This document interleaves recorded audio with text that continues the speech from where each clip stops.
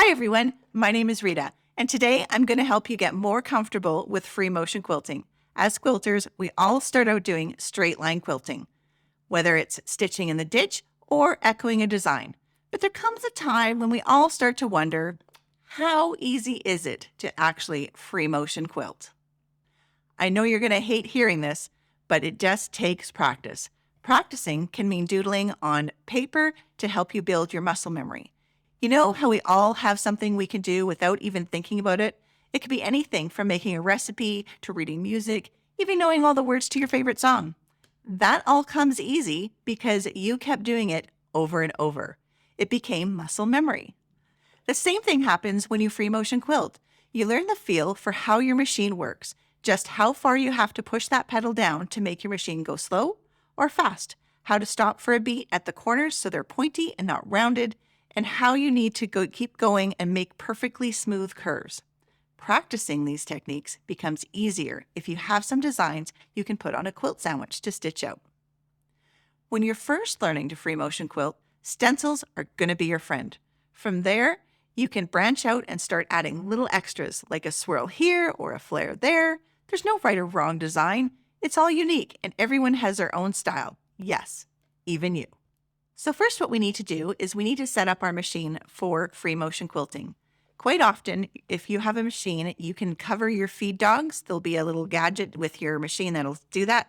Or there's a button that you can press that will lower your feed dogs. Either way, you cannot use your feed dogs when you are free motion quilting on your domestic machine. Those do need to be covered up. The feed dogs want to advance your fabric, and you don't want to do that. You want to be the one to advancing your fabric, whatever direction you're going to go. So somehow those need to be either dropped down or covered up. So once you get that done, make sure that you put your free motion foot on your machine. And typically it's like a little hole, like a little round hole, and it's a hopping foot type of thing. Your machine manual will tell you. So I've got my machine all set up that way here. Now I need to work on the surface. So there's a couple different things that you can do for the surface. I have on here what is called So Slick, and it is a mat. It's a silicone mat. It is tacky on this side, so it stays on my machine. As you can see, it's not slipping, and it has a little hole here cut out so the thread can go through easily, no problem. It even does, it's a rectangle here, and it allows, if I wanted to do have my feed dogs up and like stitch in the ditch, and I was doing a big quilt and I needed that extra slip. This one here is big enough to do that. I don't need to worry about that today. My feed dogs are down and I can just free motion stitch easily on this. The other thing you can do is if you don't have a So Slip mat, that's like a tongue twister, right? You can use like a silicone spray. And this is just like a spray. You put it on here, read the instructions on the can, and you just, it makes your surface a lot more slippery. I'm using the Slow Slip today, so I won't need this. The next thing is when you're free motion quilting, there's lots of different gloves that you can use or something to grip your fingertips with. Because quite often, if you just have the fabric there, your fingers kind of want to slide across that fabric. So I prefer to use gloves. And there's a few of these gloves on the market. These are just a couple pair. This is Machinger's. This is Sullivan's brand. There are so many different brands on the market. These are just two of them. So I typically use a pair of these gloves here. Sometimes I also use what are called hoops, quilting hoops. And these are really nice as well. They come in an 11-inch size and an 8-inch size. And they're really nice because there's a little groove in here that you can get your foot in. So it can just slide it in like that and it can get it in there. But it has these handles. These handles allow me to hold the fabric and move this hoop around. The fabric grips this part right here, this special, I'm not sure exactly what the technical name is for that, but it grips the fabric. And as you can see, I can't move it on this. It's holding it tight. So this is another good way to free motion quilt using these. And I will show you a technique using these as well as with the gloves. So let's just put these aside for right now. Okay, so I have some quilt sandwiches here that I am ready to quilt, and I just wanted to show you here. So now we have this one here with that I've done registration lines on with the quilt counts. And this is just if you have your own design, but you just kind of need some guidelines because you want to make sure that they're all even the same way. So we can just do, say, little S's back and forth, but you need to know little swirls like that, right? Without the registration lines, they could be all wonky all over the place. So that's one way of marking your quilt and figuring out how to free motion quilt. If you're really good, you don't even need to draw it on here. You can just go ahead and do it. Sometimes you come up with designs that are a little more complicated and you need to draw them out. So let's try. Let me get all set up here now for some free motion quilting, and I will show you the stitching part of it. Okay, so I'm all set up here now at my machine. I've got my quilting gloves on. That's how I prefer to quilt. And we're going to start here. So as you follow along, when you first start free motion quilting, you need to draw up your bottom thread. So I'm going to put the presser foot down like that, and I'm going to just put the needle down once. What I want to do, and I'm going to lift up the presser foot again, I need to draw up the bottom bobbin. I'm just going to pull it out like that. And so as you can see where it is, now I need to place my needle back in that same spot. So I'm going to put my presser foot down again and just hand rotate my needle down into that one spot. I'm going to gently hold this thread right here and take a few stitches in place to lock the threads. And then I'm going to just go around and I'm going to follow this leaf pattern design.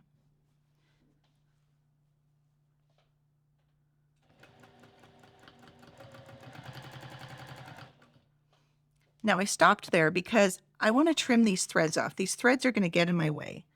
So I'm just going to trim those off. And one thing to keep in mind about free motion quilting is you're going to follow that design as best as you can. You don't need to go exactly that design. If you're a little bit off, no one's going to notice. What you want to do is get the basic shape. Once this design is gone and disappeared, whether you iron it off or you wash it off, no one's going to know. And also, just another handy tip is the faster you go, the easier it is to make the curves. The slower you go, you're going to have pointy parts in your circles and your curves, and that's not going to look right. So just make sure, go fast, don't go too fast, and that's the key. You just need to practice. So here we go.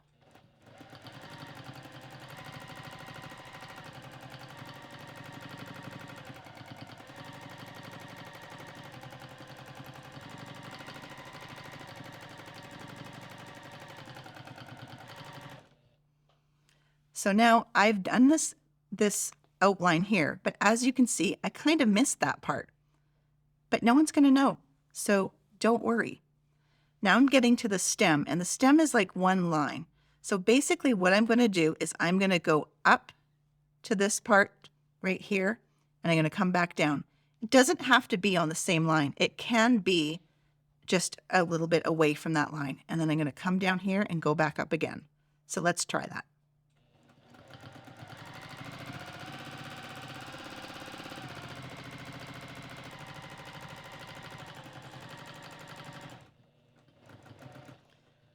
I just did a few extra stitches to lock it in place again. I'm going to bring my needle up. I'm going to lift up my presser foot, and there I go. Oops, caught the thread on the bottom. There you go. My design is done. And that is just as easy as free motion gets. You just need to keep practicing. This one is more like a pantograph pattern. It's an all over design. And this one I'm going to use the hoop for. I'm going to use the small hoop for this one to show you how that works. So I'm just going to slide it in here like that, because first you need to get the hoop in the range here. So, and then we need to find where it starts. So it starts right there. So that's where I need to draw my thread up. So I'm going to put my foot down and I'm going to take one stitch, turn that flywheel, get one stitch. I'm going to draw up the bobbin thread just like that. Oops. And then I'm going to put my presser foot down again and put the needle right in that spot. Take another stitch. Okay, and what I can do is I can take this thread and I can put it underneath, because this has a grippy thing that grips the fabric. As you can see, it grips the fabric really well. I don't even need the gloves for this. I'm going to take them off. Okay, so I am going to start here and I'm going to follow this design.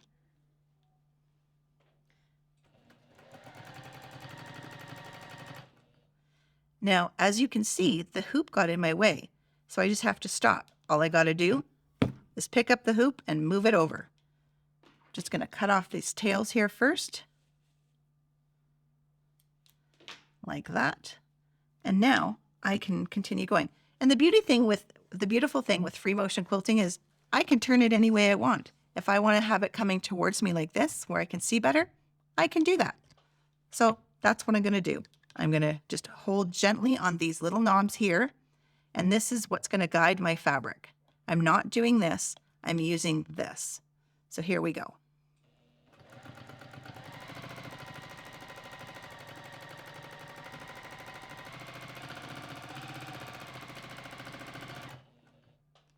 I need to position over and continue on.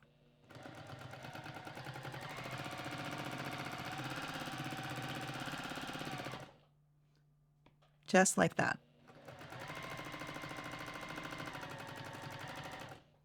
Now it's getting a little bit harder for me to see again. So I am going to turn this around, just like that. Now I can go this way.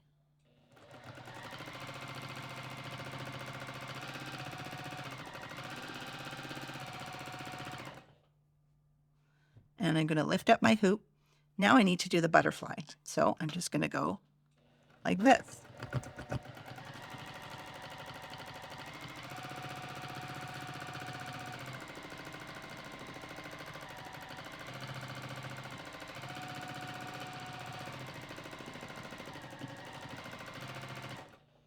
And I just need to move it over.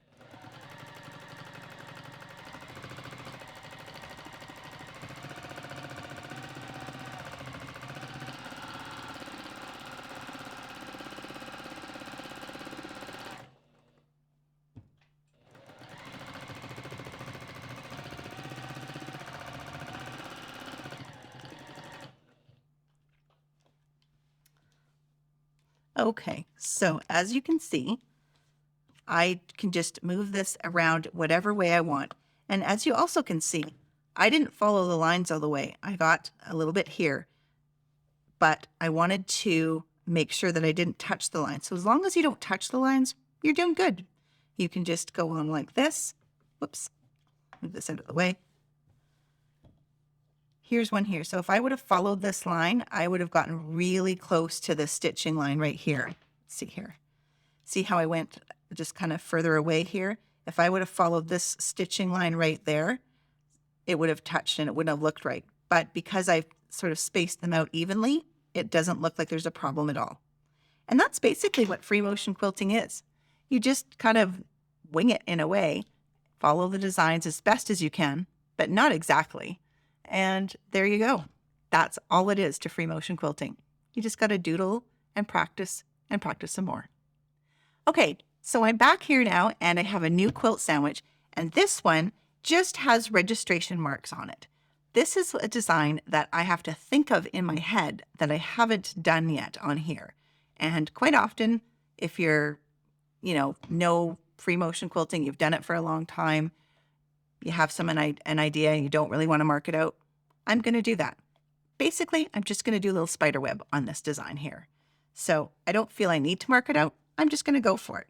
So here we go. I am going to, again, put my press your foot down, put my needle down, and draw up the bobbin thread. Just like that. Put my presser foot down again, because it's very important to have both of these threads coming up from the top. Then you just hold them in place, just taut, not tight. Take a few stitches in place, and then you can go ahead and start stitching.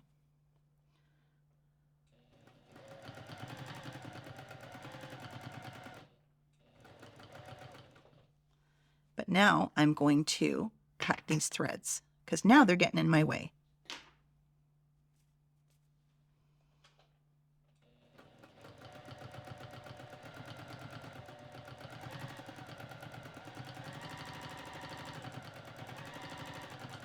Oops.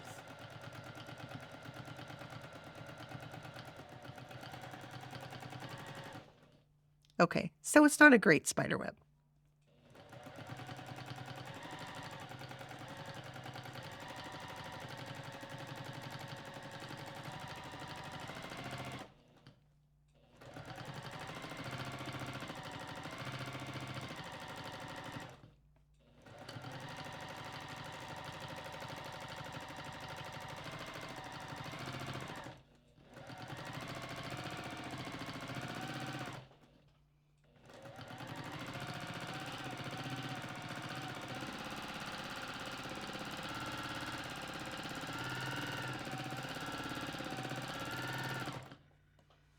So as you can see, it just takes practice. See how it got a little bit tight here in the beginning, and I wasn't doing it that great to start with? It got a little bit better as I went along. I haven't done this spider web for a long time, and so I was a little bit out of practice, and this is what I mean by muscle memory. I need to practice doing this on paper and just getting the rhythm of how a spider web looks like. But once you get that done, you're good to go. So see, everyone just needs a little bit of practice. Thank you for watching, and if you liked what you saw, please click the subscribe link to be notified of more fun things to come. See you next time. Happy sewing!